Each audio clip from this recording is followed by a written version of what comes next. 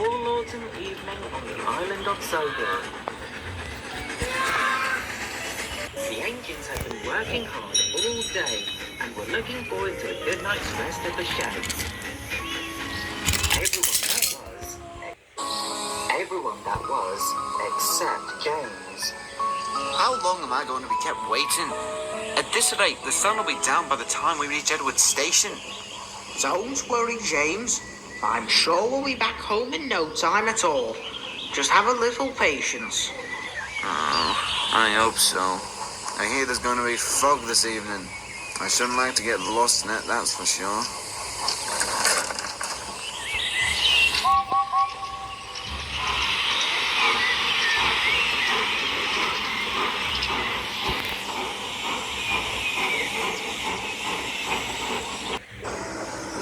Unfortunately for James, the fog came down thick as he made his way down the line.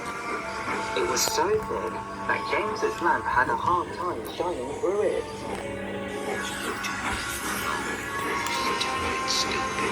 Stupid fog. Driver, I can't see a thing. Neither can I, but we'll have to carry on.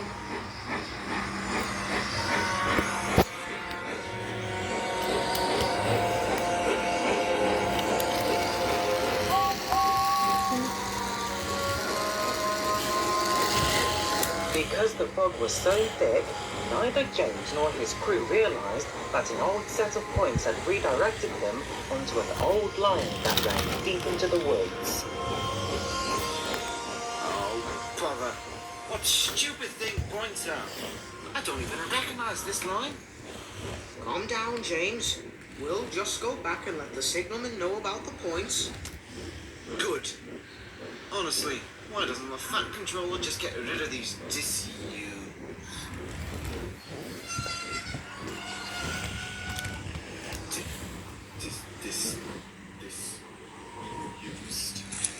James, is everything all right?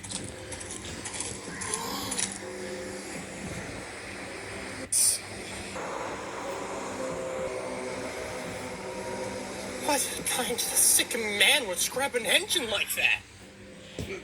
No idea. I don't want to find out. Get me out of here.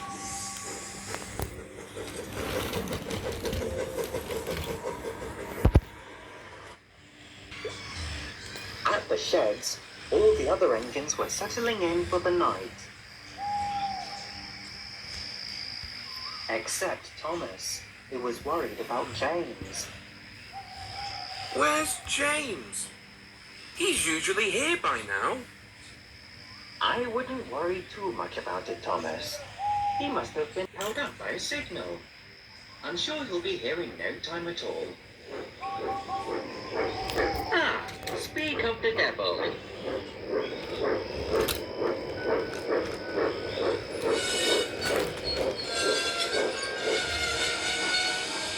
There you are, James.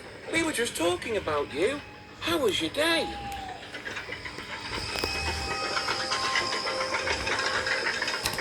James, are you all right?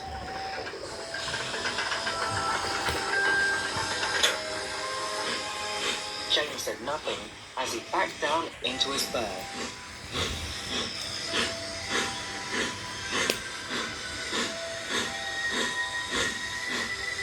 He was unusually quiet and looked very pale.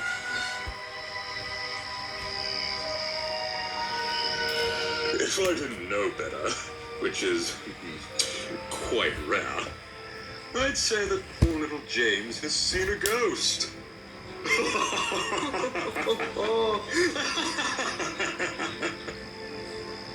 Well, I did see something. What is it? Oh, has scary Jack Frost come back to pay you a visit? I saw a scrap engine. That's it? I understand it is rather distressing to see those poor souls, but you've seen them hundreds of times, James, and never once have you looked this disturbed. This one was different. How so, James? Well, it was cut in half, clean through the middle without a fault at all. Its other half wasn't anywhere to be found. It wasn't like anything I'd ever seen before. All the other engines were very disturbed by what James had said. Even Gordon, who was now regretting teasing James. James, you must have seen a victim of the half engine. Are you serious right now, Thomas? I am in no mood for your teasing tonight. I'm not teasing. I know why that engine is like that. Go on then, Thomas. Tell us.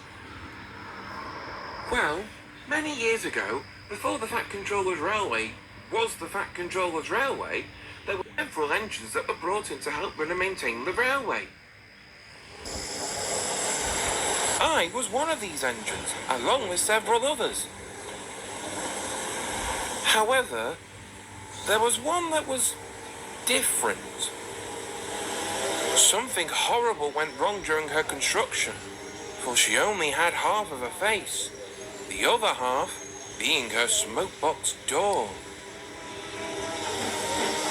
We could hardly understand what she was trying to say. Maintenance on her was a nightmare to watch or listen to, and through all of this, she was in immense, excruciating pain.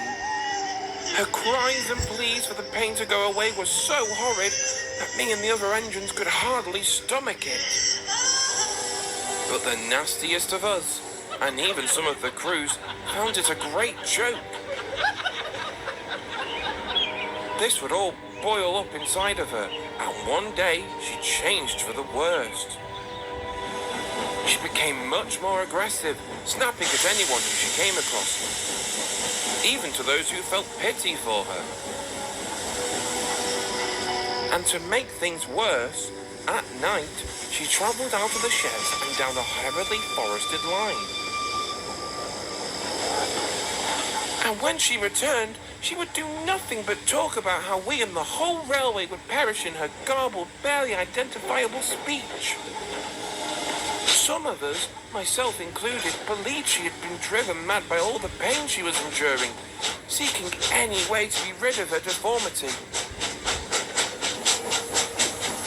Eventually, the Fat Director had had enough. He ordered another engine to take her away to be cut up for scrap. At that same time, me and another engine were heading back home. As we made our way down the line, we could see smoke and the sounds of multiple fire engines. We rushed to see what had happened. And it's a sight I'll never forget.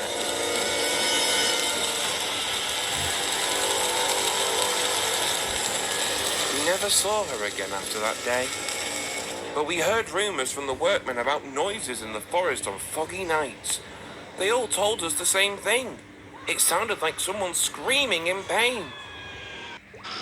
And now, it seems her spirit is still around.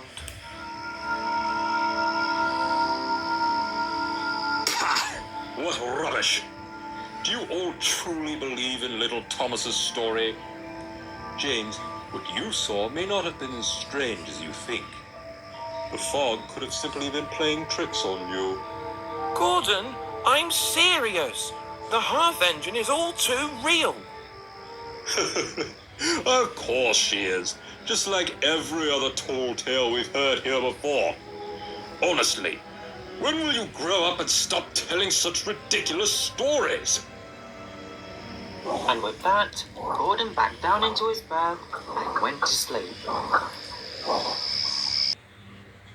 The other engines followed suit, but some found it to sleep that night in fear that the half engine was around.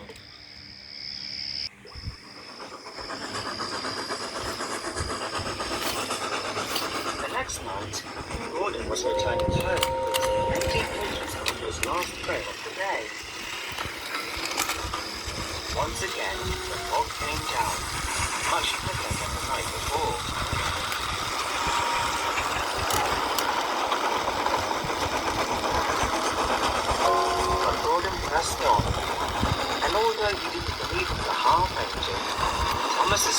still ran through his mind. Thomas was right. What if there really is? Oh, stop it. Get a hold of yourself, Gordon.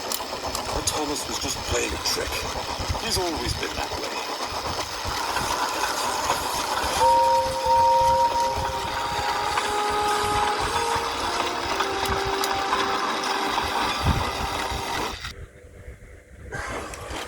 Just then, he saw a red signal up ahead.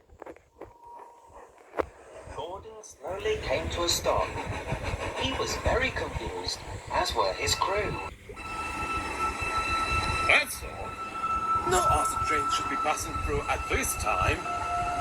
Do you think something's wrong? I think so. Grab some flashlights. I'll go and get the guard.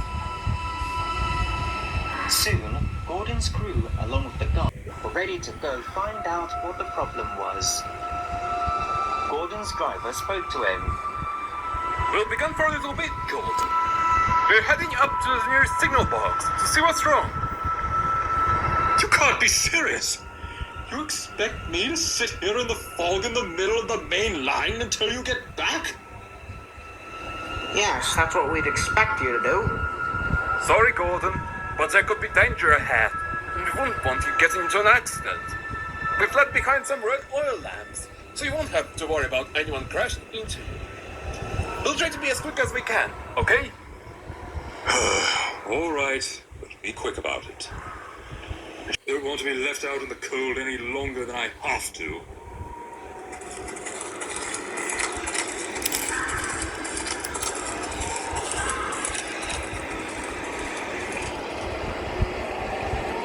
As time passed, Gordon began to feel more and more uneasy. The fog gave everything a creepy look, and it didn't help that Thomas's story had crept back into his mind. All right, Gordon. Take it easy. Your crew will be back soon. You'll be on your way again, and before you know it, you'll be back in your nice, warm... Ah! Stupid bird! Go away! You're losing it, Gordon. The fog and that stupid story are just getting to your smoke box. There's no such thing as the half engine. There's no such thing as the half engine. There's no such...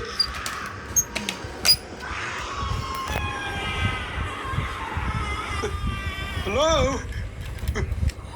Whoever that is, this isn't funny. Knock it off.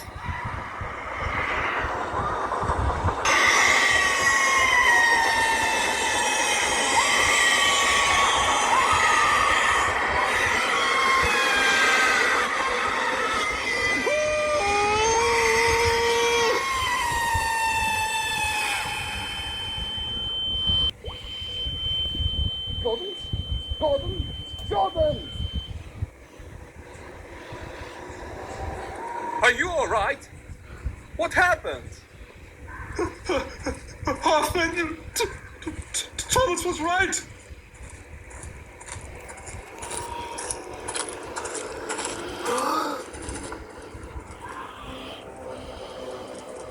Now, how on earth did this happen?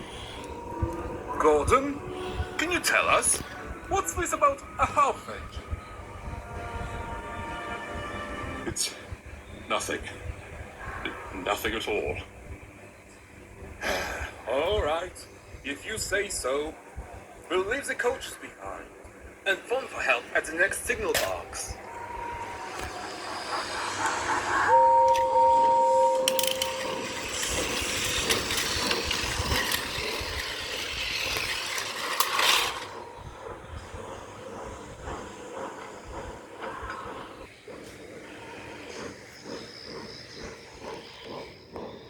Gordon soon returned to the sheds, still shaken over what he had seen. He said nothing as he backed down into his berth. But Thomas could tell that something was wrong. You saw her, didn't you? Yes, I did. I did warn you, Gordon. I guess you can consider yourself lucky tonight. No one ever comes back from an encounter with her. Gordon stayed up for a while that night. He was still deeply disturbed over what he had seen. If there was one thing he could be thankful for, however, it would be that the half-engine didn't claim him as her newest victim.